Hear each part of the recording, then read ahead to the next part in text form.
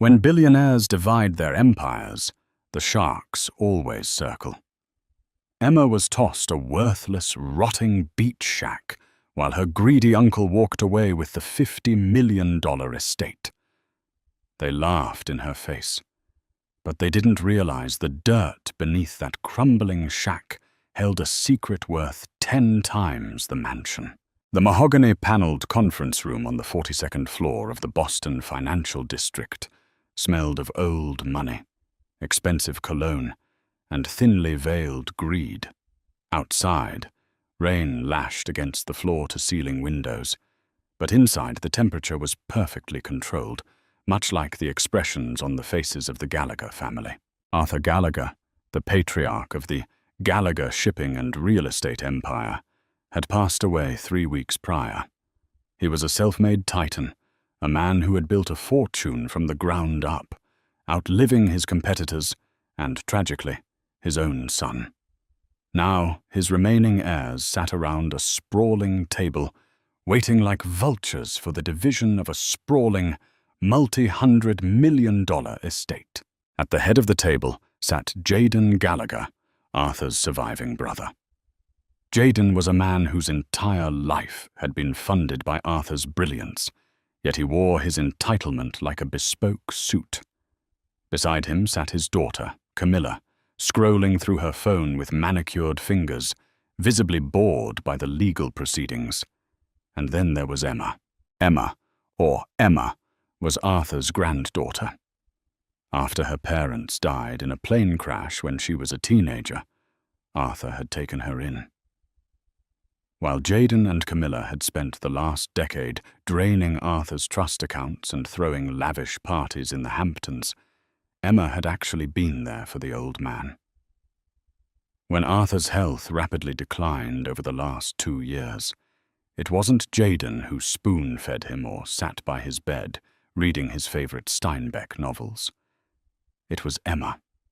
She had put her career as an illustrator on hold to care for him, living quietly in the guest wing of his sprawling Berkshire mansion. Harrison Caldwell, the family's long-time estate attorney, cleared his throat.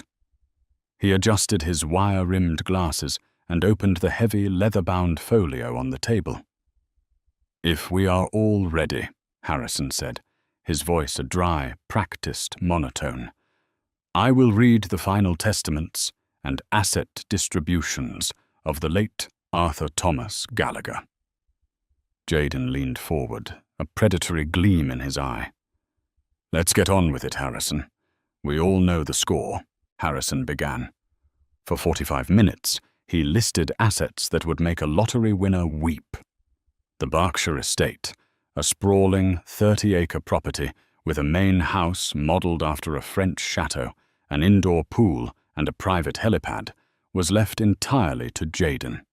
The liquid cash, nearly $80 million tied up in high-yield offshore accounts, went to Jaden. Camilla squealed in delight when Harrison announced she was receiving the entire fleet of vintage European cars, the penthouse apartment in Manhattan, and a trust fund structured to pay out $200,000 a month for the rest of her life. Emma sat quietly, her hands folded in her lap. She wasn't greedy. She didn't want the yachts or the penthouses. She just wanted something to remember the man who had raised her. She waited for her name. Harrison turned to the final page. He paused, his brow furrowing slightly, before looking directly at Emma. "To my granddaughter, Emma Gallagher," Harrison read, his voice dropping a register.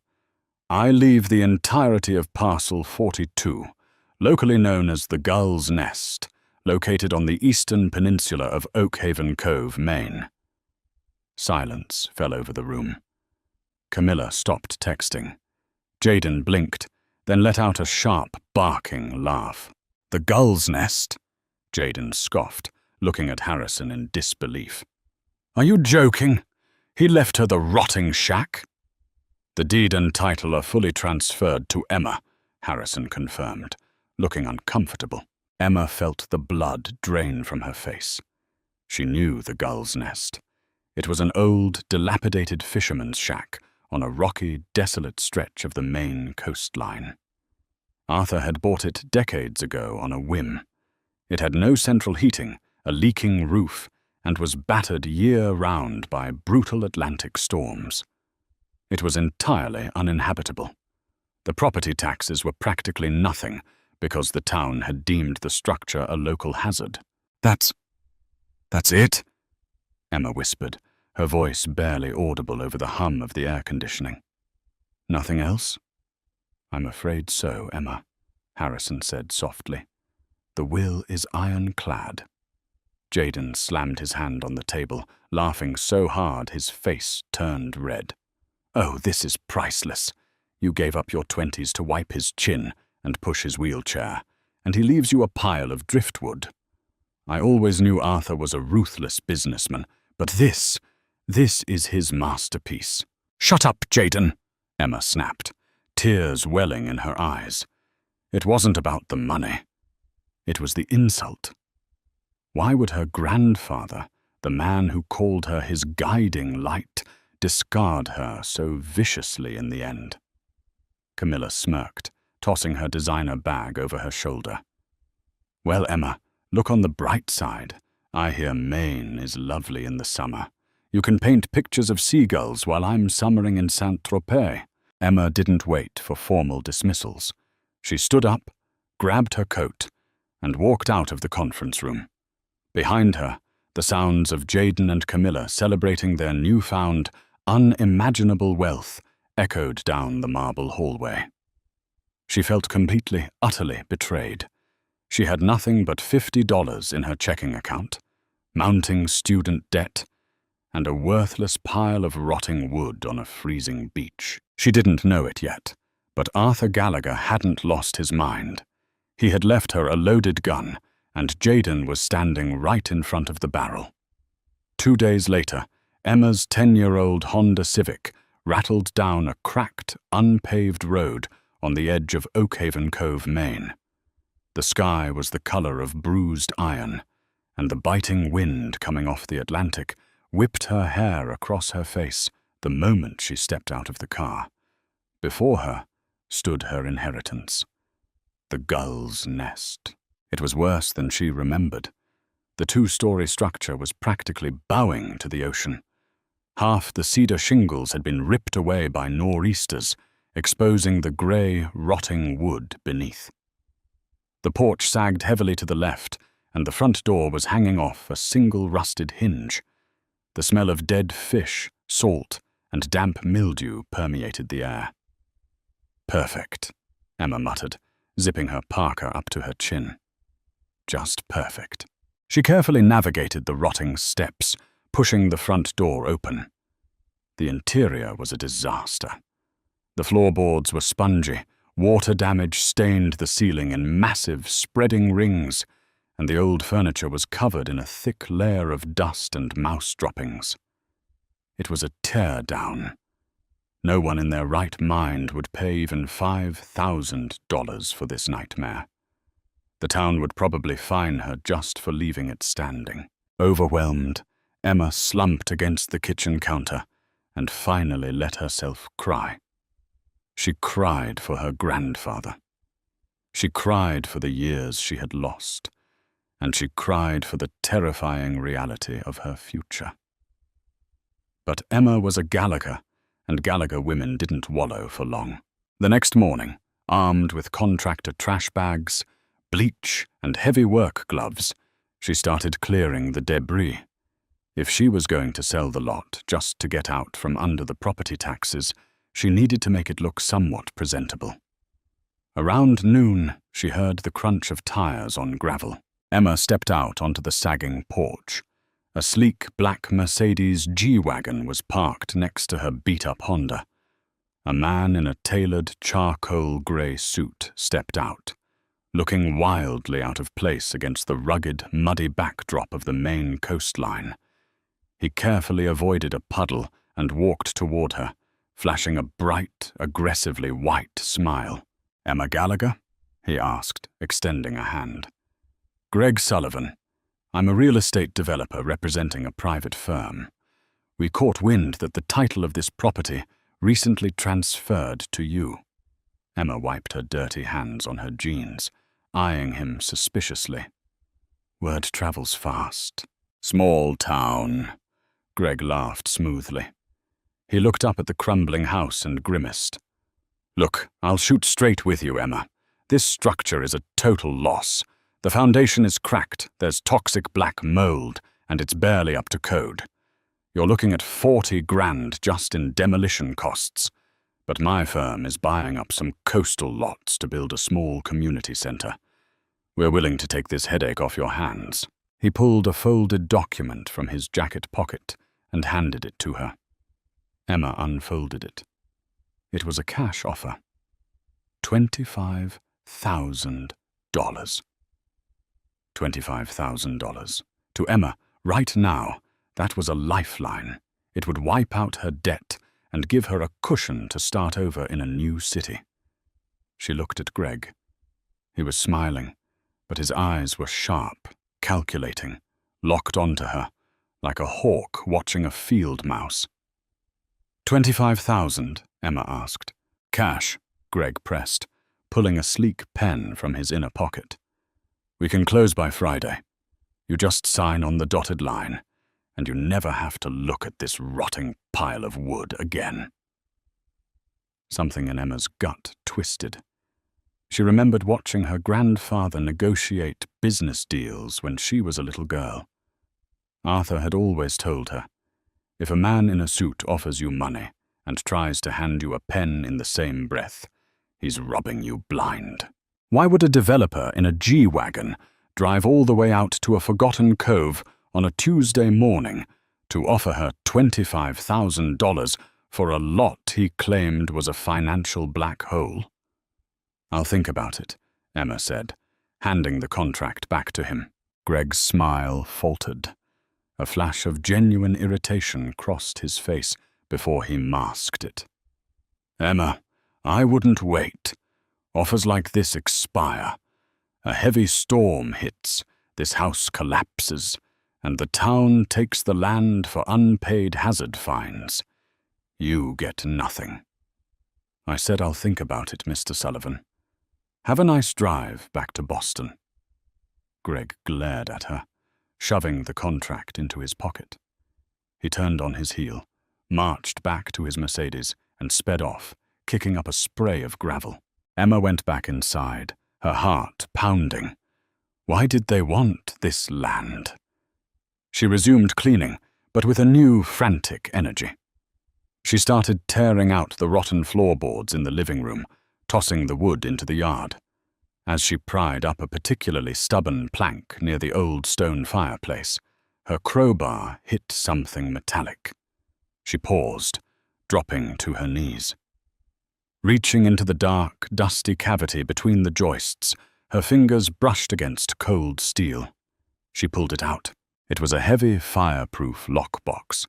It was covered in decades of dust, but the combination dial was still functional. Emma stared at it. She tried Arthur's birthday. Nothing. She tried the day the company was founded. Nothing. Finally, with trembling hands, she entered her own birthday. Click. The heavy lid popped open. Inside it wasn't filled with money or jewelry.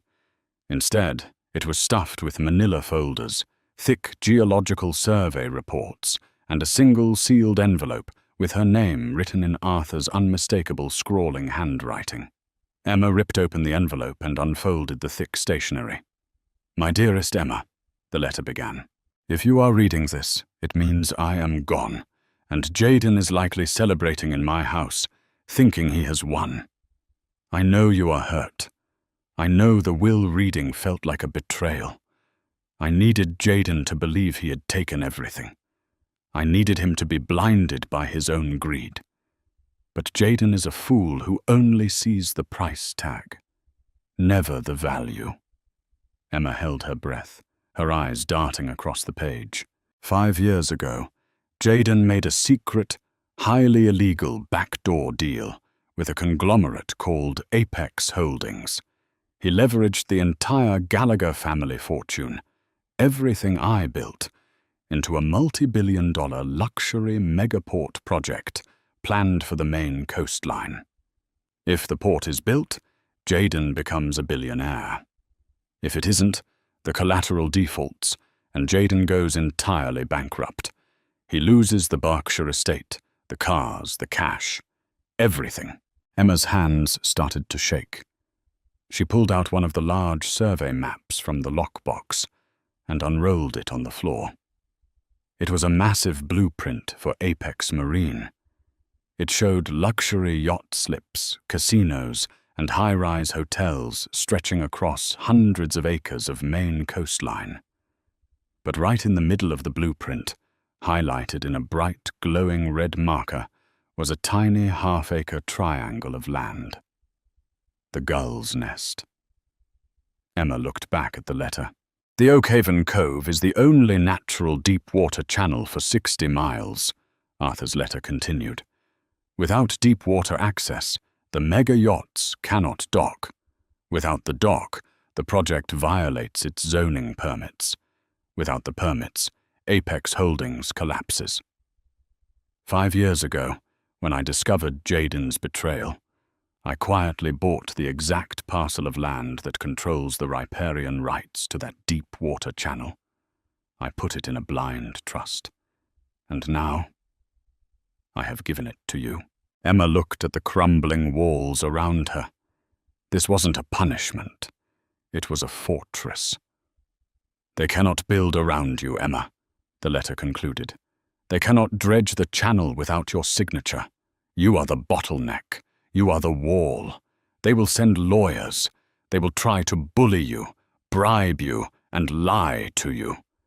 Jayden thinks he inherited an empire, but I left the keys to the kingdom in your hands. Bleed them dry, my girl. Make them pay. Emma sat in the dust, the letter resting in her lap, and slowly a smile spread across her face. $25,000? Greg Sullivan wasn't trying to buy a headache. He was trying to buy the survival of a $2 billion empire for pennies. Her phone buzzed in her pocket. It was a text from an unknown number. Emma, this is Jayden. I heard you went up to the shack. Let's not be silly about this. I'll give you $50,000 for the deed. Call me. Emma stared at the text. Her uncle, the man who had mocked her in front of the lawyers, the man who had stolen her inheritance, was already sweating. She typed her reply slowly, her fingers flying across the glass screen. The price just went up, Uncle Jayden, and it's going to cost you a lot more than money. The text message sent a shockwave all the way back to Boston. For 3 days, Emma's phone rang incessantly. First it was Greg Sullivan, sweet-talking and bargaining, his offers jumping in frantic increments. 50,000, 200,000, $500,000.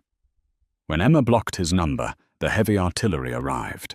On Friday morning, a fleet of 3 black SUVs crawled down the muddy, unpaved road toward the Gull's Nest. Emma was sitting on the sagging porch, sipping black coffee from a thermos wrapped in one of her grandfather's old wool sweaters. She watched with cold detachment as her Uncle Jayden stepped out of the lead vehicle. He was flanked by his daughter, Camilla, who was shivering in a designer trench coat, and a tall, razor-thin man carrying a leather briefcase. "Emma!" Jayden called out, forcing a jovial, paternal tone that made Emma's stomach turn. He navigated the muddy yard as if walking through a minefield. "Look at this place, it's freezing. What are you doing out here playing pioneer?" "I'm enjoying my inheritance, Jayden," Emma replied, not getting up. "To what do I owe the pleasure?" Jayden's fake smile tightened. He gestured to the thin man beside him. "This is Jonathan Pierce. He's a senior partner at Kirkland & Ellis. We're here to help you out of this mess. I know you were disappointed at the reading of the will, sweetheart, and I want to make it right. Jonathan Pierce stepped forward, his eyes devoid of warmth. He didn't bother looking at the rotting house. He kept his gaze locked on Emma. "Miss Gallagher, your uncle has authorized me to offer you a highly generous settlement. We are prepared to write you a certified check today for $2 million in exchange for the immediate transfer of the deed to Parcel 42. Camilla crossed her arms, shivering against the biting Maine wind. "Take the money, Emma. Don't be an idiot. You're literally living in a dumpster. $2 million is more than you'd make in a lifetime drawing your little cartoons." Emma took a slow sip of her coffee. She looked at Jayden, noticing the deep purple bags under his eyes. The perfectly styled hair was slightly unkempt. The pressure was already getting to him. $2 million, Emma mused aloud. She set her thermos down. It's a funny number. Because, according to the geological surveys I found in my grandfather's lockbox, the Oakhaven Deep Water Channel is the linchpin for the Apex Marine Megaport, a project backed by billions in private equity. She leaned forward, locking eyes with her uncle. "A project you illegally collateralized the entire Gallagher estate to buy into. If you don't get the permits to dredge this channel, J.P. Morgan Chase calls in your margin loans and you default." Jayden's face went completely ashen. Camilla's jaw dropped. The wind seemed to suddenly howl louder, whipping the tension into a frenzy. "How?" Jayden stammered, stepping back. "How do you know about that?" "Arthur left me a letter," Emma said coldly. "He knew exactly what you did, Jayden. And he left me the one piece of land that can destroy you." Panic flashed in Jayden's eyes, quickly replaced by a venomous, unhinged rage. The paternal mask shattered. "You listen to me, you ungrateful little brat," he roared, lunging forward before Jonathan Pierce caught his arm. "I built the modern infrastructure of this company. Arthur was a dinosaur. I'm not going to let a glorified nursemaid tear down my empire over a pile of driftwood." "It's not your empire," Emma said softly. "It never was." Jonathan Pierce adjusted his tie, stepping between them. His voice was dangerously calm. "Miss Gallagher, if you want to play hardball, you should know you are vastly outmatched. If you refuse to sell, we will simply bypass you. We have already spoken with Mayor Thomas Harding of Oakhaven. The town is fully prepared to seize this property under eminent domain, citing urban blight and the economic benefits of the port. You will be forced out, and the court will award you a fraction of what we are offering today. Do not test us." Emma felt a momentary spike of fear. Eminent domain. The government's right to seize private property for public use. It was a classic, dirty corporate tactic. "We'll see you in court, Emma," Jayden spat, turning on his heel. "Enjoy your shack while you still have it. By the end of the month, the bulldozers will roll right over it." As the SUVs sped away, leaving Emma alone in the freezing fog, she rushed back inside. She pulled out the heavy lockbox and dumped the remaining contents onto the floor. If Arthur had anticipated the betrayal, he must have anticipated the legal loopholes. He wouldn't have left her defenseless against a corrupt local mayor and a team of corporate sharks. She pored over the thick files for hours. She read through maritime laws, zoning permits, and old property deeds. And then, at the very bottom of the box, tucked inside a faded manila envelope dated from 1982, she found it. It was a federal document, stamped with the seal of the United States Department of the Interior. Emma read the first paragraph, and a slow, triumphant laugh escaped her lips. The sound echoed through the empty, rotting walls of the Gull's Nest. Uncle Jayden and his high-priced lawyers had missed one crucial detail. They had assumed Arthur bought the land 5 years ago to spite them, but Arthur had owned the deep water rights long before that. And what he had done to this specific half-acre of dirt made it completely untouchable. 2 weeks later, the boardroom of Apex Holdings in downtown Boston was a pressure cooker of anxiety. Outside the glass walls, a storm was brewing, casting a grey pallor over the city. Inside, a dozen executives, bankers from J.P. Morgan Chase, and investors sat around a massive granite table. At the front of the room stood Jayden Gallagher, sweating profusely into his custom Italian collar. Camilla sat in the corner, nervously chewing on her thumbnail. Today was the deadline. If Apex Marine didn't secure the final environmental and zoning permits for the Oakhaven port by 5 p.m., the investors would pull their funding, triggering a catastrophic chain of loan defaults. Mr. Gallagher, the lead investor, a stern woman named Evelyn Evelyn Croft, Emma mentally corrected as she later recalled the scene, spoke up, checking her Rolex. "We have been very patient, but we cannot release the escrow without the deep water dredging permits. Has the eminent domain claim on Parcel 42 been finalized?" "It has, Evelyn. I assure you," Jayden lied smoothly, wiping his brow with a silk handkerchief. "Mayor Harding signed the preliminary seizure order this morning. The property will be bulldozed by Monday. The port is clear to proceed." The heavy mahogany doors of the boardroom suddenly swung open. Every head turned. Emma stood in the doorway, flanked by 2 security guards who looked deeply confused. She wasn't wearing a muddy parka or a wool sweater today. She wore a sharp, tailored black blazer and held a sleek leather briefcase. She looked exactly like Arthur.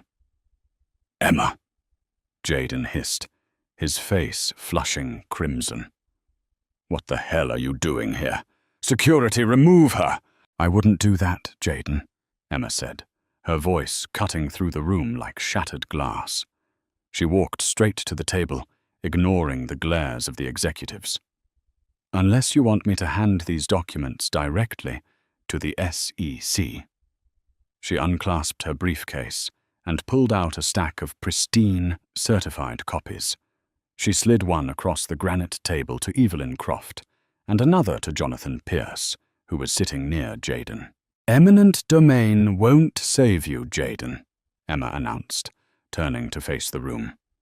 "Because Mayor Harding has no jurisdiction over the Gull's Nest. In 1982, my grandfather discovered that Parcel 42 sits directly above a naturally occurring deep-water reef system that serves as a primary breeding ground for the endangered Atlantic sturgeon." Jonathan Pierce scrambled to read the document, his eyes widening in horror. "Before Arthur ever put the land into a blind trust," Emma continued, her voice ringing with absolute authority, "he granted a permanent, irrevocable conservation easement to the Federal Wildlife Commission. It is classified as a protected federal marine sanctuary. No local mayor can seize it. No corporation can dredge it. It is untouchable by federal law. The deep water channel is dead. And so is your port." Silence, heavy and suffocating, fell over the boardroom. Evelyn Croft looked up from the document, her face hardening into a mask of pure fury. She glared at Jayden. "Is this true? Have you been lying to us about the viability of this project?" I didn't know," Jayden stammered, looking frantically at his lawyer. "Jonathan, do something. File an injunction." Jonathan Pierce slowly closed his folder and stood up. "I'm sorry, Jayden. You can't injunct a federal wildlife sanctuary. The dredging permits are permanently void. As of this moment, Kirkland & Ellis no longer represents you." Pandemonium erupted. The bankers from J.P. Morgan Chase were instantly on their phones, initiating the margin calls. Executives were shouting. Camilla burst into tears, realizing her trust fund, her penthouses, and her vintage cars were vanishing into thin air. Jayden collapsed into his chair, his hands shaking violently as the empire he had stolen crumbled into dust before his very eyes. He looked up at Emma, completely broken. "You ruined me," he whispered, a tear escaping his eye. "Arthur's own blood. You destroyed the family." "No, Jaden," Emma said quietly, packing her briefcase. "You destroyed yourself. Grandpa just gave me the shovel." She walked out of the boardroom, leaving the chaos behind her. 6 months later, the financial wreckage was absolute. Jaden's assets were entirely liquidated to cover the massive debts incurred by the failed Apex Marine project. The yachts were repossessed. The Manhattan penthouses were auctioned off. Jaden and Camilla were forced to move into a small rented apartment in Queens, stripped of the Gallagher name and the wealth they had so viciously hoarded. But the crown jewel of the liquidation was the Berkshire estate, the sprawling 30-acre chateau where Arthur had lived and where Emma had cared for him. Because it was foreclosed upon in a rush, it went to a private bank auction. Emma stood on the pristine, manicured lawn of the Berkshire estate, watching the morning sun rise over the French chateau roof. The air was crisp, but there was no bitter ocean wind here. She held a steaming mug of tea, feeling a profound sense of peace. Using a loan secured against the pristine, protected and incredibly valuable land of Parcel 42, which environmental groups had paid handsomely to help maintain, she had attended the bank auction anonymously. She had bought her grandfather's house back for pennies on the dollar. As Emma walked up the grand marble steps and unlocked the heavy oak doors of her true inheritance, she looked up at the sky and smiled. The old man hadn't just left her a crumbling beach house. He had left her a lesson, a weapon, and ultimately, a way home. What a brilliant trap set by a grandfather who knew exactly how greedy his family truly was. Sometimes the most worthless-looking things hold the greatest power when you know how to use them. Have you ever been underestimated only to prove everyone wrong? Let us know your thoughts on Emma's ultimate revenge in the comments below. If you loved this story of justice and karma, make sure to hit that like button, share it with your friends, and subscribe to our channel for more incredible real-life dramas.